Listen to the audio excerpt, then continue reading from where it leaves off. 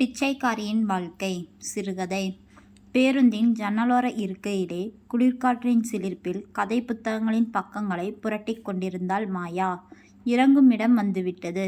கைப்பையினுள் புத்தகத்தை வைத்துவிட்டு அவசரமாக இறங்கினாள். கூட்ட நெரிசலுக்குள் ஒருவன் கையால் இடித்துவிட்டான் தவறுதலாக. சாரி அக்கா என்றான்.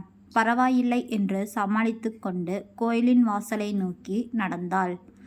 10 மணி வெயில் அவளின் முதுகை எரித்தது. பையனுள் கையை விட்டவள் குடை இல்லை. அச்சச்சோ, மறந்துட்டேன் போல என்று கரையோரமாய் வேகமாய் நடந்தாள். கோயிலுக்கு போயிட்டு கடைக்கும் போகணும். நாளைக்கு நேரமில்லை. யாரையாவது வேலைக்கு பிடிச்சாத்தான் சரி என்று தனக்குள்ளே யோசித்தபடி கோயிலை அடைந்து விட்டாள் மாயா. மண்டியிட்டு அமர்ந்து கண்களை மூடிக் கொண்டவள், கடவுளே, எனக்கு நல்லதொரு வழியை காட்டு. கல்யாணமாகி 4 வருஷமாயிட்டு. குழந்தை பாக்கியம் இல்லாமல் மனசு ரொம்ப கஷ்டமாக இருக்கு. அடுத்த வருஷத்துக்குள்ள குழந்தையோட உன் காலடிக்கு வரணும். நீதான் இந்த குறையை போர்க்கணும் என்று பெருமூச்சு விட்டபடி உண்டியலுக்குள் காசை போட்டுவிட்டு மெழுகுவர்த்தியை வாங்கி கொண்டு கொளுத்தினாள். அப்பொழுது, அம்மா, காசு தாங்கோ, பிள்ளைக்கு பால் பாட்டில் இல்லை, பசிக்குது. கையில் குழந்தையுடன் ஒட்டி ஒடுங்கி அழுக்கு படிந்த ஆடையுடன் கலைந்து போன தலையுமாய் அழகிழந்த அவளை பார்த்தும் பாராமல் கடந்து சென்றார்கள் சில பேர். சிலர் ஏதேதோ முணுமுணுப்புகளுடன் 10-20 ரூபாய் பணங்களை கொடுத்து சென்றனர். ஒரு வயது முதிர்ந்த ஒருவர், கை கால் ஒழுங்காத்தானே இருக்கு, வேலை செய்து உழைக்கிற வழியை பார் என்றபடி 50 ரூபாய் காசை நீட்டினார். அவரை கையெடுத்து கும்பிட்டாள் அவள். எல்லாவற்றையும் பார்த்து கொண்டே நின்ற மாயா, பாவம், இவளுக்கு ஏன் இந்த நிலை? கடவுள் ஏன் இப்படியெல்லாம் மனிதரை சோதிக்கிறார் என்று தனக்குள்ளே நினைத்தபடி பையனுள் இருந்த காசை எடுத்து அவளிடம் கொடுத்துவிட்டு அவள் கையணைப்பில் இருந்த குழந்தையின் தலையை தடவினாள். எல்லோரும் மாரியாவை ஆச்சரியத்துடன் பார்த்தார்கள். அழகும் அந்தஸ்தும் பணமும் தான் உலகம் என்று உலகம் மாறிக்கொண்டு போவதால் தான் மனிதாபிமானம் மரணித்து வறுமையும் ஏழ்மையும் தான் வாழ்க்கை என்று சிலர் தள்ளப்பட்டு விட்டார்கள். ஏழைகளின் வயிற்றுப்பசியில்தான் பணத்தின் ஆதிக்கமும் தலைவிரித்தாடுகிறது. மாயா ஒரு சராசரி குடும்பத்தில் பிறந்து வளர்ந்தவள். தந்தை அவளை நன்றாக படிக்க வைத்த திருப்தியோடு மறைந்துவிட அம்மா மாயாவின் சகோதரரோடு வெளியூரில் இருந்தாள். மாயாவும் ஆரியந்தும் காதலித்து மனம் முடித்தவர்கள். ஆரியந்துக்கு வெளியூரில் வேலை, அப்பப்போ வந்து போவான். மாயாவும் அரசாங்க வேலை, நல்ல வருமானம். மாயாவுக்கு குழந்தை பாக்கியம் மட்டுமே இல்லாத குறை. ஆனாலும் சந்தோஷமாகவே அவர்களின் வாழ்க்கை ஓடியது. சமூகத்தின் பார்வை அவளுக்குள் சஞ்சலத்தை ஏற்படுத்தியது. கடவுள் மேல் பாரத்தை போட்டுவிட்டாள் மாயா. குழந்தை பசியால் அழத் தொடங்கியது. அவள் குழந்தையுடன் வெளியே வந்தாள். மாயாவுக்கு அவளுடன் பேச வேண்டும் போல் தோன்றியது. அவளது பிரச்சனையை கேட்டதும் அவளுக்கு தூக்கி வாரி போட்டது. நிலை தடுமாறி நின்றாள். காரணம், காதல், கல்யாணம், கள்ளக்காதல், வேறு திருமணம் என்று சமூகம் சீரழிந்து போகிறது. பள்ளி வாழ்க்கையிலே இவளின் வாழ்க்கையை இழக்கும் நிலையில் சமூக போக்குகள் மாறிவிட்டன. அவளும் அப்படித்தான். பள்ளி வாழ்க்கையில் தவறான வழியில் தன்னிலை மறந்து காதல் வலையில் சிக்குண்டு ஏமாற்றப்பட்டு குழந்தையை வளர்க்கக்கூட முடியாமல் வழி தேடி அலைவதை நினைத்து கோபப்படுவதா இல்லை என்ன செய்வது என்றே அவளுக்கு தெரியாமல் நடந்ததையே யோசித்தாள். அக்கா, நான் நிறைய இடத்தில் வேலை கேட்டேன். குழந்தையோடு வச்சு வேலை செய்ய சம்மதிக்கல. எங்காச்சும் எனக்கு ஒரு வேலை எடுத்து தாங்கோ என்று கையை பிடித்து கொண்டு கெஞ்சினாள். குழந்தை பசியால் புரண்டு கொண்டிருந்தது. கடிகாரத்தை பார்த்தாள். எந்த பதிலும் சொல்லவில்லை. வீட்டிற்கு வந்து சாப்பிடுவதற்காக சமையலறைக்கு சென்று சாப்பாட்டை போட்டுக்கொண்டு சோபாவில் அமர்ந்தாள். அக்கா, எனக்கு ஒரு வேலை எடுத்தாங்கோ என்ற நினைவுகளில் வந்து போனது. சாப்பிட மனமின்றி அரையும் குறையுமாய் சாப்பிட்டுவிட்டு தூங்கிவிட்டாள். வீட்டு காலிங் பெல் ஒலித்து கொண்டிருந்தது. எழுந்து வந்து கதவை திறந்தாள். வாசலில் ஆரியன் நின்றான்.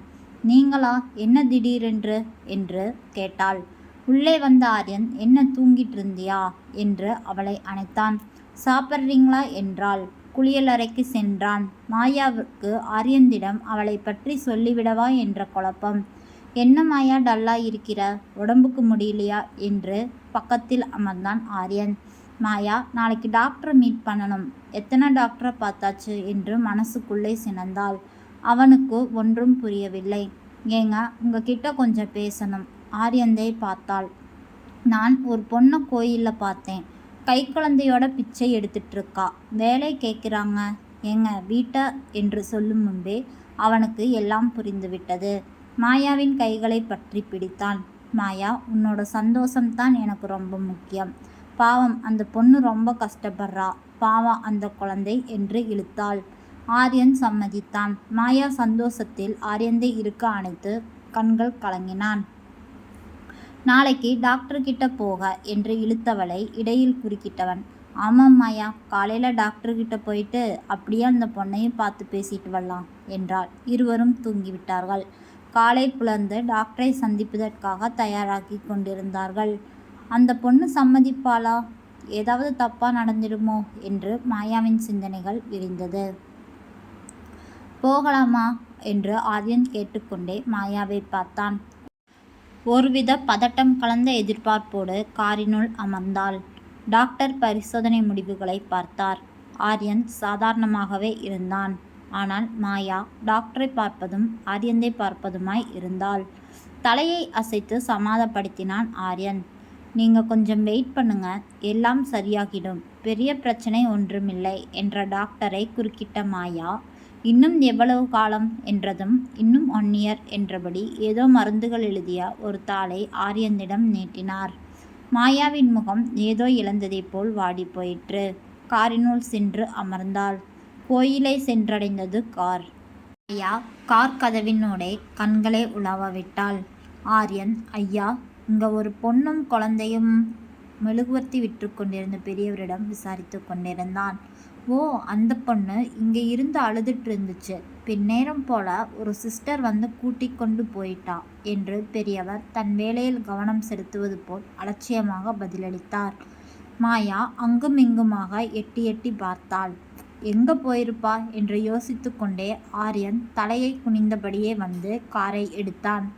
அந்த பொண்ணு என்று இழுக்கவும், சிஸ்டர் யாரோ கூட்டிட்டு போயிட்டாங்களாமா.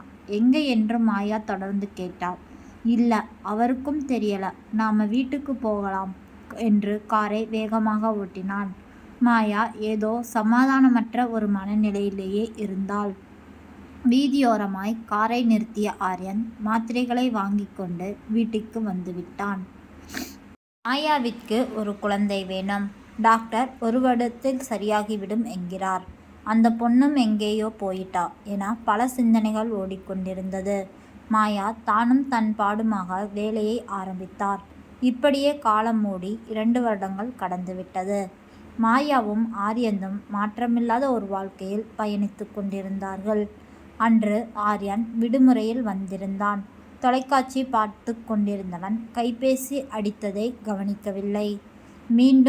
மீண்டும் கைபேசி அடித்தது. ஹலோ, யாரு? குழந்தைகள் காப்பகத்திலிருந்து அழைப்பு வந்திருந்தது.